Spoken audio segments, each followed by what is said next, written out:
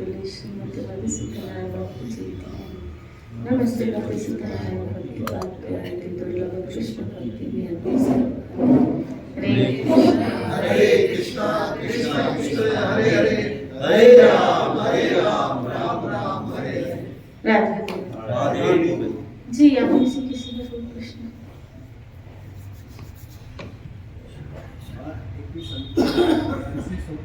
एक संत के वचन सुने थे, उन्होंने दुख के विषय में बताया और अपने पति को बताया।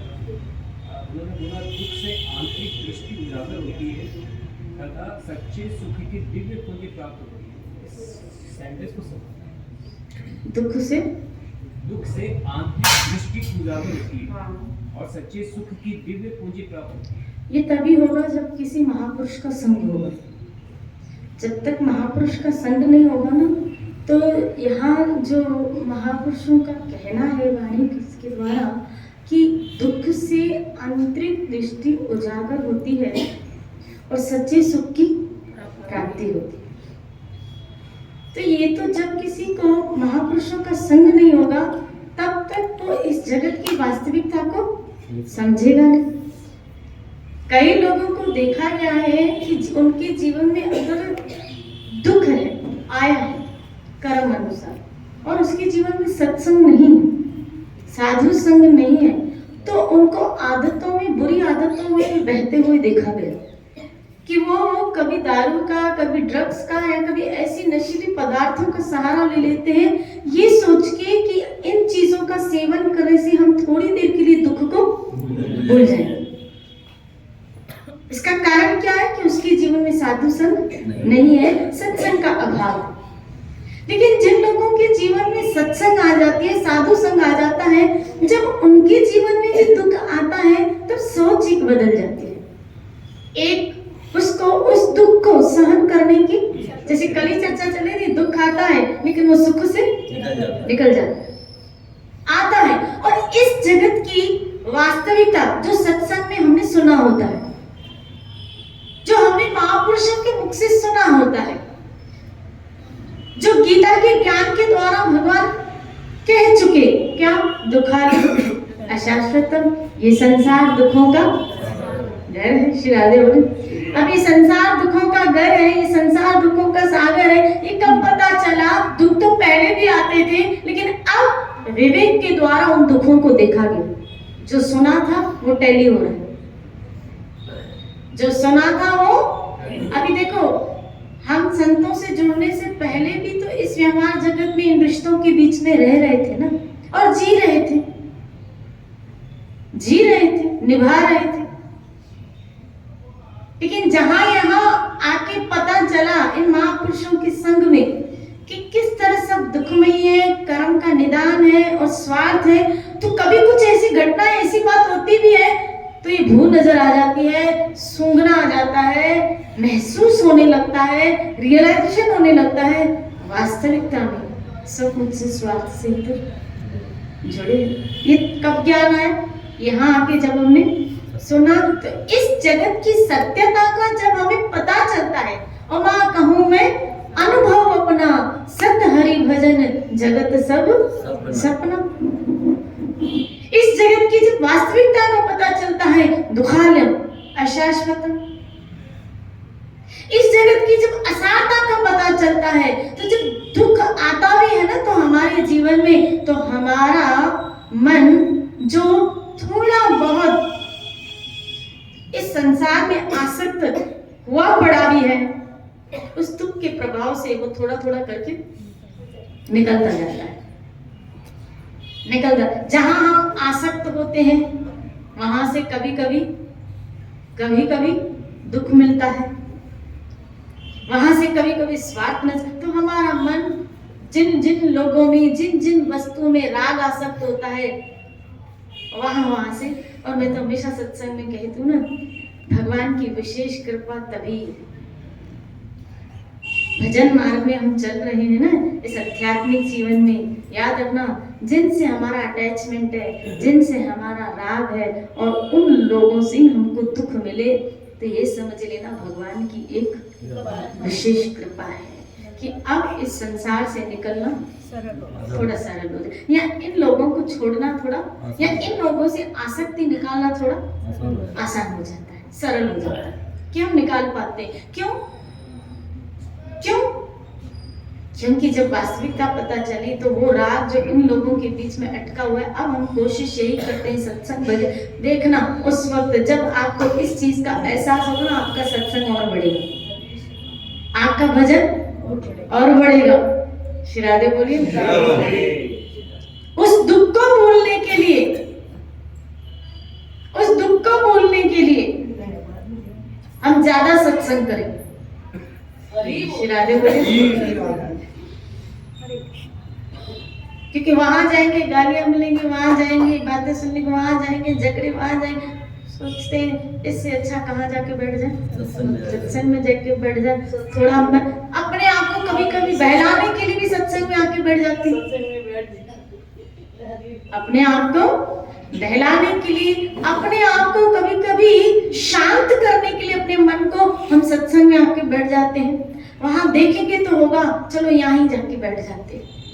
श्री राधे बोलिए। और जब हमें धीरे धीरे यहाँ आनंद आने आता है, आनंद आने लगता है, जैसे जैसे हमको आनंद आने लगता है, हमारी सत्संग साधु संघ की क्रिया दिनों दिन बढ़ती जाती है। श्री राधे बोलिए। पहले कभी होता था कि भजन सुनते थे, लेकिन भजन के साथ गाने भी सुन लेते थे। भजन कभी किसी ने चलाया तो सुन लेते थे, लेकिन गाने भी सुनते थे, टीवी के सीरियल भी देख लेते थे। लेकिन जैसे जैसे उल्टा इस संसार से दुख मिला ना, तो हम टीवी में भी भागवतें देखने लगे, वहां भी साधु संग करने लगे। श्री राधे बोले। ये क्या हो गया, ये कैसे परिवर्तन हो गया? क्या हो गया? बोला संसार से क्या मिला? दुख मिला, तो हमको वैराग्य आता गया। उस दुख को भूलने के लिए, या यूं कहो, अगर मैं साधारण भाषा में कहूं तो नेगेटिविटी हटाने के लिए हम पॉजिटिविटी को ढूंढते हैं। इस नेगेटिविटी को हटाने के लिए या अपना मन डाइवर्ट करने के लिए हम कभी कभी इस मार्ग में भी आ जाते हैं। श्री राधे बोले। आ जाते हैं। तो वो दुख साधक को कहाँ लेके आए? सत्संग क्यों, भजन क्यों? लेकिन ये तब हुआ ना जब उसने पहले सत्संग अगर सुनी नहीं होगी ना, किसी ने साधु संग नहीं होगा, तो उसके जीवन में दुख आएगा ना। आप देखो, ऐसे कई लोगों को देखा गया, आपने पेपरों में भी ऐसे पढ़ा या ऐसी न्यूज़ हम सुनते रहते हैं, क्या कि उसके ऊपर भारी दुख आया, कर्जा चढ़ गया और उसने क्या कर लिया? आत्महत्या। डिप्रेशन में व्यक्ति आ जाता है। फॉर टाइम के लिए तो पागल भी हो जाता है, पागलपन की दौरे उसको आती है। श्री राधे बोले। ऐसा भी देखा गया, डिप्रेशन तक आ जाता है, डिप्रेशन की दवाइयां उसकी चालू हो जाती है। आज भी किसी डॉक्टर के पास जाओ, कोई बोला आप कुछ सोच रहे हैं, आपको कोई बोले नहीं बाबा मुझे कोई टेंशन नहीं। बोला नहीं, आपको कोई, इसका मतलब है सारी मुसीबतों की जड़ टेंशन ही। बोले आप कुछ तो सोच रहे हैं, ये बीपी आपका बड़ा है तो आपको दिमाग शांत नहीं है, ये बीपी आपका लोग, आपका दिमाग शांत नहीं है। श्री राधे बोले। ये बात इसलिए, ये बात बोला इसलिए, इसका मतलब है घूम फिर के तो ये, क्योंकि जिस संसार में रह रहे हैं वहां उलझने इतनी, उलझनों से गिरा हुआ है, व्याधियां इतनी, किसी की किसी से नहीं बन रही, किसी की किसी से, सबको अपनी अपनी है और सब अपनी अपनी दुनिया जी। कोई आपके लिए अपनी दुनिया छोड़ के नहीं आएगा, ये बात कान खोल कर, कोई हमारे लिए अपनी दुनिया, उसकी अपनी सोच है, उसकी अपनी लिविंग स्टाइल है, वो उसकी अपनी लाइफ स्टाइल, वो आपके लिए नहीं बदलेगा। उम्मीदें भी क्यों रखते हो? उम्मीदें भी हम क्यों रखें? तभी तो हम दुखी होते हैं। प्रभु तू ऐसा करता है, तू मेरे साथ ऐसा क्यों नहीं करते? मैं जैसा चाहती हूँ वैसा तू क्यों नहीं करता? तो सामने कहता है मैं जैसा चाहता हूँ तू ऐसा क्यों नहीं करती? श्री राधे बोली राधे गोविंद। सामने से एक जवाब। हम कहते हैं, कभी कभी हम कहते हैं अपने बच्चों को, क्या अपनी बेटी को जब समझाते हैं बेटा थोड़ा एडजस्ट करे ना, तो वो क्यों नहीं एडजस्ट करते? बार बार मैं ही एडजस्ट करूंगी। श्री राधे बोली सामने वाले की तो क्या करे, एडजस्ट करे ना। हम चुप हो जाते हैं। इसका मतलब है आज कोई व्यक्ति, कोई भी बंदा देखो एडजस्ट करने के लिए, सहन करने के लिए वो अपनी लाइफ स्टाइल जैसे जी रहा है ना वैसे हाँ काम करो के सब। उसको जब अपना थोड़ा उल्लू सीधा करना होगा, अपना काम नहीं करना होगा, फॉर टाइमिंग के लिए वो आपके अनुसार चलेगा। फॉर टाइमिंग के लिए वो भी, जब तक उसका काम बन नहीं जाता। और जैसे उसका काम बन गया आप उसके रंग देखना वैसे पहले जैसे, क्योंकि हम उस वक्त मोह में होते हैं, उस वक्त अटैचमेंट में होते हैं, राग में होते हैं, इसीलिए हमें उसकी चाल समझ में नहीं आती और हम ऐसा बिलीव करते हैं, हमेशा विश्वास करते हैं क्या पता सुधर गया हो। श्री राधे बोली क्या पता। हम तो मौके पे मौका, लेकिन सब अपने अपने अनुसार जीना चाहते हैं, सब अपने अनुसार जीना चाहते हैं। श्री राधे बोली तो दुख की असारता तो तब महसूस हो जब आप साधु का संग करो, क्योंकि यहाँ हम सच्चे सुख का स्वाद ले चुके होते हैं। और जिस बंदे ने भजन का, सत्संग का, ईश्वर मार्ग का एक सुख, एक अनुभव कर लिया ना, तो वो कंपेयर कर पाएगा क्या जो सुना था जगत के लिए वो कितना सत्य है, और जो सुना था ईश्वर के लिए वो भी कितना परम सत्य है।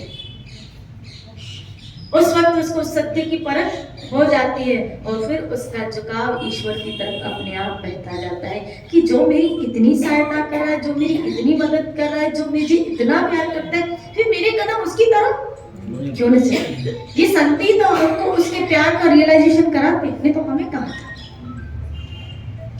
हमें कहा था। और महापुरुषों ने हमको ईश्वर प्रेम का एक रियलाइजेशन करा कि वो आपसे कितना प्यार करता है। और जब वहां हमारी मूर्ति है नजर, हम उसका रियलाइजेशन करते हैं और भगवान इतने दयालु है कि भक्त को कहीं ना कहीं अपने जीवन में उसका अनुभव करा ही देते हैं। श्री राधे भले आप देखो, हो सकता है हम में से ऐसे कई लोग,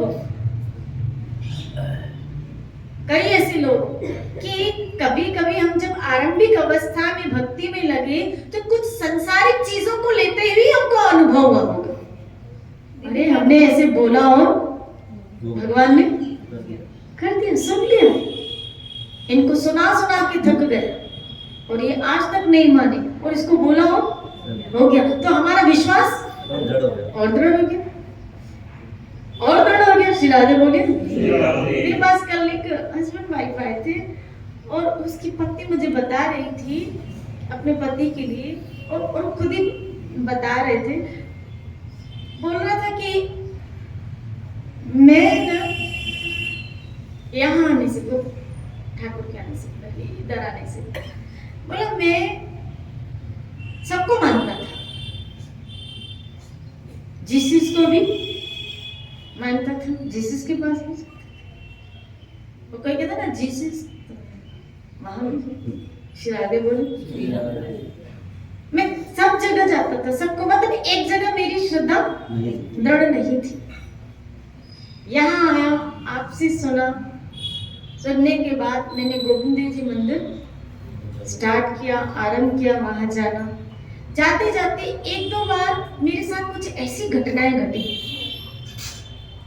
हालांकि लौकिक थी, लेकिन भगवान उसको अनुभव करा। उन्होंने कहा कि मैं एक बार गोविंद देव जी मंदिर गया और मुझे इच्छा हुई कि मैं अंदर जगमोहन में जाके दर्शन करूं।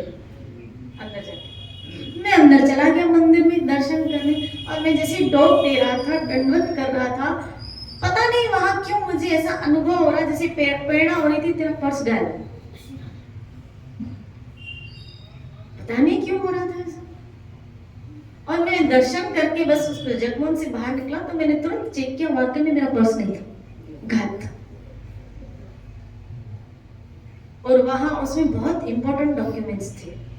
मेरी माँ नहीं है, उसके थोड़े आई कार्ड, एटीएम कार्ड, पैसे तो चलो छोड़ो, लेकिन सब मतलब वो मुझे ब्लॉक कराने पड़ती, बहुत इंपॉर्टेंट सब चीजें पड़ी थी। और मैं टेंशन में आ गया, मैं चिंता में आ गया। उधर ही मैं गोविंद देव जी मंदिर में गोविंद को कहने लगा कि प्रभु खाली वो इम्पोर्टेंट डॉक्यूमेंट्स दिला दे, भले पैसे नहीं दिला दे। श्री राधे बोली वो सब मिल जाए। मैंने ऑफिस में जाके कार्यालय में कुछ दिनों की बात बता रहा था, पर मैं कार्यालय में जाके मैंने क्या करवाई, रिपोर्ट करवाई। लेकिन मैं फिर कहीं गया और वहां से लौटते समय पूछा कि भाई पर्स मिला, तो उन्होंने कहा नहीं भाई कोई पर्स वर्स आपका नहीं मिला। मैं निराश होकर घर आया, लेकिन मेरा दिमाग वहीं चल रहा था। मैं दुकान चला गया, एक फोन आ रहा था घड़ी घड़ी और मैं उसको कट कर रहा था। 4-5 बार आया और मैं घड़ी घड़ी कट कर रहा था। फिर मैंने सोचा, उठा लिया मैंने वो फोन और कहा हेलो, आपका पर्स खो गया है। शॉक्ड हो गया, बोला आपका पर्स खो गया है, रामगंज में आके लेके जाइए। कहाँ पहुंच गया? बोला रामगंज में आइए और वहां से आपका पर्स लेके जाइए, फलानी जगह पे पड़ा है। बोला मैं वही पैर उल्टे भागा और मैं पहुंचा जिसने वो स्थान बताया था, और वहां मेरा पर्स पड़ा था। वो पर्स पड़ा था, वो सारे इंपॉर्टेंट डॉक्यूमेंट जो मुझे चाहिए थे वो सब पड़े थे, खाली पैसे ही नहीं पड़े थे। बोला 3-4 हजार थे और मैंने भगवान को यही कहा था कि बोले पैसे नहीं दे, लेकिन वो ठाकुर जी ने भी वही माना कि तो उसके काम के उसके पास श्री राधे बोले पैसे की जरूरत बोलो ना श्री राधे। बोला वही डॉक्यूमेंट सारे मुझे मिल गए और मैं गोविंद को कहने लगा वाह मेरे ठाकुर। मैं वही पे फिर गोविंद देव जी मंदिर आए। श्री राधे बोली उसका धन्यवाद करने। श्री राधे बोली राधे गोविंद, बोलो ना श्री राधे। कौन कहता है भगवान सुनता नहीं, किसने कहा कि नहीं सुनता। जरूरतमंद की वो हमेशा ऐसे जब हम आरंभिक अवस्था में आते हैं तो हो सकता है कुछ संसारी अनुभव ही ठाकुर हमको करा दे, और ऐसे हमारी श्रद्धा उनके ऊपर और ज्यादा बढ़ती कि वो हमारी सुन, तो हमारी श्रद्धा और बढ़ती। इस संसार के विषय यहाँ सुन चुके और वो जब प्रैक्टिकल अपने व्यवहार में जीवन में देखते हैं तो वहां से हमारा मन धीरे धीरे हटता जाता है और ठाकुर जो अनुभव करा रहा है अपने प्रेजेंट का, अपने होने का, तो उसके प्रति हमारा झुकाव बढ़ता जाता है, हमारा अपनापन उसके प्रति बढ़ता जाता है। ऐसे धीरे धीरे step by step, step to step साधक आगे बढ़ता है। श्री राधे बोले स्टेप टू स्टेप निकालेगा वो हमको इस व्यवहार से, संसार से। पहले यही अनुभव कराता है और बाद में फिर बेटा उस मटके की पूरी जांच होती है। श्री राधे बोले उस मटके को पक्का होने के लिए कई बार आग में तपाया जाता है कि इसकी श्रद्धा को और सच बताऊं मजबूत करने वाला भी मेरा ठाकुर ही है। वही हमारी श्रद्धा को वही सोच देता है। मैं तो कहती हूँ वही एग्जाम ले रहा है और वही पास करवा रहा है। जीव में दम नहीं है, जीव में ताकत नहीं है। जिस जीव को अपनी करनी का, अपने पुरुषार्थ का, अपने साधनों का अहंकार हो जाए तो उससे तो ठाकुर को सब दूर है। परीक्षा भी वो ले रहा है, साधन भी वो कर रहा है, सब वो कर रहा है और पास भी वही करा रहा है। उसी का कृपा से, उसी की दया से जीव उसी के स्थान पे पहुंच पाता। अब मुझे बताओ, ब्रह्मा जी को कहा 10,000 वर्ष हो गए वो कंवल की नाल को लेते हुए ढूंढ रहे हैं कि मुझे पैदा करने वाला कौन। समझ रहे? कैसे पैदा करने वाला भी वो, उसके नाभि कमल से निकले पैदा करने वाला भी वो, ढूंढा पुरुषार्थ की क्षमता देने वाला भी वो। आवाज आई एक, तब करो तब करो। कहां से आवाज है? अंतर्यामी परमात्मा ने तो पुरुषार्थ का साधन बताया, तब करो। अब तपस्या में लग गए, आवाज आई एक, तब करो, तो तपस्या में लग गए। तो दिया किसने? साधन बताया किसने? किसने बताया? ठाकुर जी ने बताया। इसी तरह आज अगर हम जो भजन करें वो साधन बताया किसने? आप कहेंगे गुरुजनों ने, महापुरुषों, उनको किसने बताया? शास्त्रों ने। शास्त्र किसने लिखे? ठाकुर जी ने। तो आखिर तो कड़ी कहां से जुड़ी? ठाकुर जी से ही जुड़ी। श्री राधे बोली, बोलो ना श्री राधे। साधन बताने वाला भी वही, संत भेजने वाला भी वही, अपनाने की क्षमता देने वाला भी, परीक्षा कराने वाला भी, पहुंचाने वाला भी वही। हमारा खेल क्या? हमारा खेल तो बस इतना है कि जो कहा जा रहा है उसको माना जाए, उसको स्वीकार किया जाए, श्रद्धा के साथ उसको स्वीकार किया जाए। अगर बताया गया साधन हरि नाम को, तो श्रद्धा के साथ उस हरि नाम को स्वीकार कीजिए। अगर बताया गया कृष्ण कह रहे माम एकम शरण भज, तो इस श्रद्धा के साथ उस माम एकम ईश्वर की शरण में आइए। वहां फिर कोई तू क्यों, ऐसा क्यों, भगवान ऐसा क्यों कह रहे हैं, ऐसा उनको कहने की ये तो क्या है, ऐसा करना चाहिए। भगवान भी कह रहे मेरी शरण में आ, यहाँ भी कहने दिखा रहे। श्री राधे बोले ये ए मैं तय यहाँ नहीं चलेगी, यहाँ तो सिर्फ उसी की ही चलेगी। श्री राधे बोले तुम अपनी चलाओगे, तुम अपनी चलाओगे तो कर्म बंधनों में फंसते चलोगे, अपनी चलाओगे तो कर्म बंधनों में फंसते जाओगे, और अपने मन के ऊपर गुरु की चलाओगे, संत की चलाओगे, भगवान की चलाओगे, तो यहाँ से निकलते हुए जाओ। अभी हमको देखना है कि हम किसकी चलने दे रहे हैं, अपने जीवन में हम किसकी चलने दे रहे हैं। बार बार यहाँ मरना, बार बार यहाँ झुकना, बार बार यहाँ अपनी मैं को हटाना है। जिस दिन ये मैं हट गई ना, तो बस वही रह जाएगा। ये मैं हट गई और खाली वो रह गया। श्री राधे बोली मैं हट गई और वो रह गया। और जब वो रह गया, जब वो रह गया तो बस और कोई रह ही नहीं गया, और कोई रह ही नहीं गया। जब वो रह गया तो और कोई रह ही नहीं गया, और जब और कोई रह ही नहीं गया तो बस वही रह गया। और जब वही रह गया तो हमें उसी के साथ तो रहना,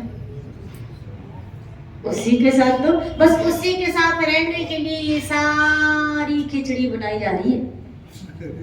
श्री राधे बोली उसी के साथ नित्य निरंतर, नित्य निरंतर। मैं अभी कीर्तन, अभी अंदर विचार चल रहा था, कीर्तन हो रहा था, अभी विचार चल रहा था, वाह ये क्षण भी कृष्ण के, देख आज ये क्षण जब कल होंगे तो कितनी खुशी होगी। क्या कि ये क्षण कृष्ण के साथ बीते थे।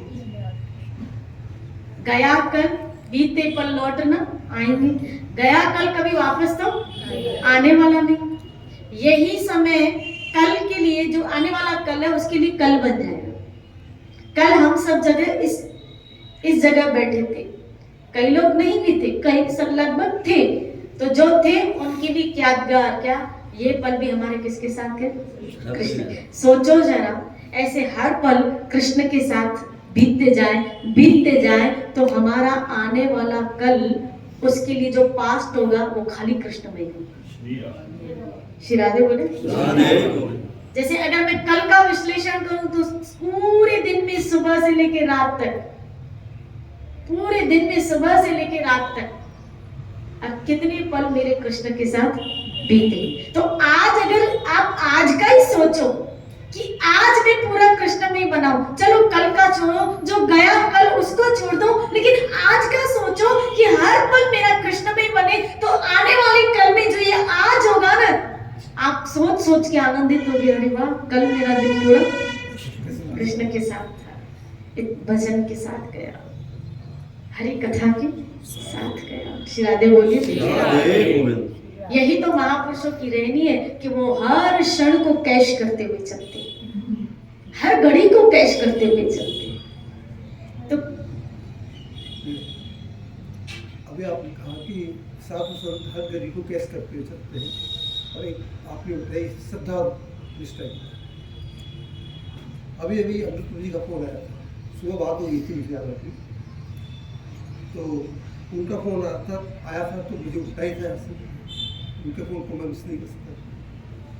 मैं बाहर गया, मैंने बोला कि हरे कृष्णा बाबा, आप कौन बोल रहे हो, मेरी आवाज़ पहचानते हो? बाबा मैं रमेश बोल रहा हूँ। पूछा, अरे मैंने तो तुमको फ़ोन किया ही नहीं, ये तो सब ठाकुर जी गड़बड़ कर रहे हैं। मैंने बिल्कुल नहीं किया तुमको फ़ोन, मैं तुमको फ़ोन क्यों करने लगा, मैंने तो अभी सुबह आपसे बात की थी। फिर उन्होंने कहा कि माता जी को और महाप्रभु के जितने भक्त लोग हैं सबको मेरा दंडवत। हमारा भी दंडवत। श्री राधे बोलिए।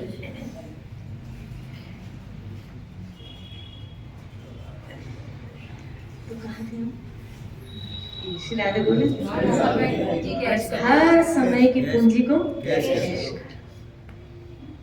बस मैं तो कहती हूँ भगवान से इतनी प्रार्थना, संतों से यही चीज मांगो, इन महापुरुषों से यही चीज मांगो कि मेरा हर क्षण कृष्ण में कैसे बने।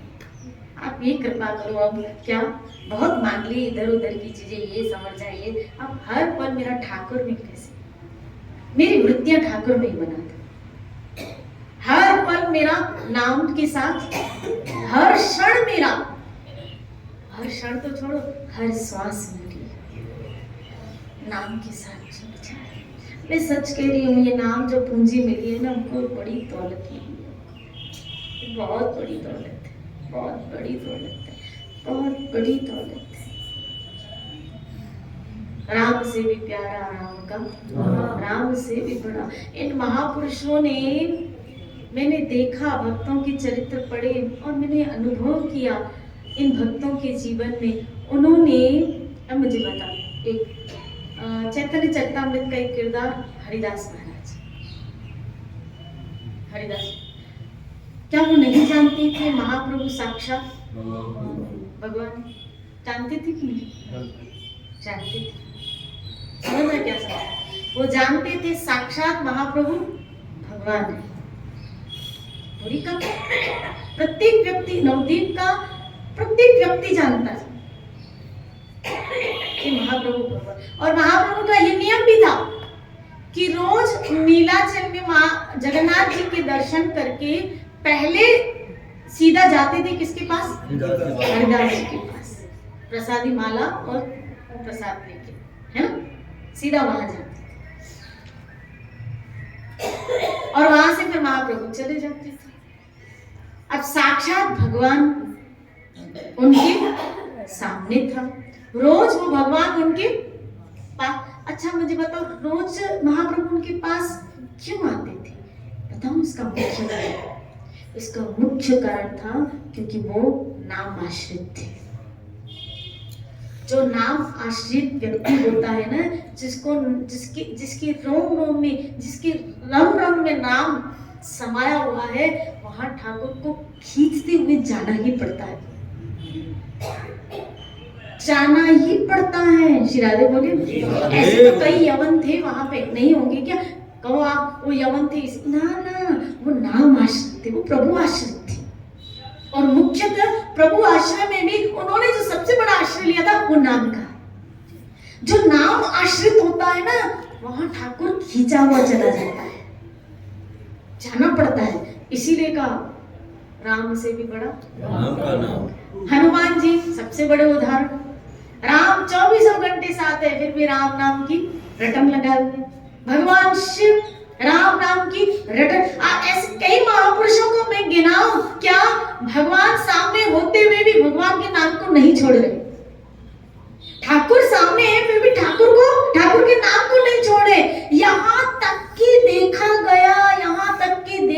गया क्या कि ठाकुर को छोड़ देंगे लेकिन ठाकुर के नाम को नहीं छोड़ेंगे। श्री राधे बोले ठाकुर को छोड़ेंगे लेकिन ठाकुर के नाम को नहीं छोड़ते।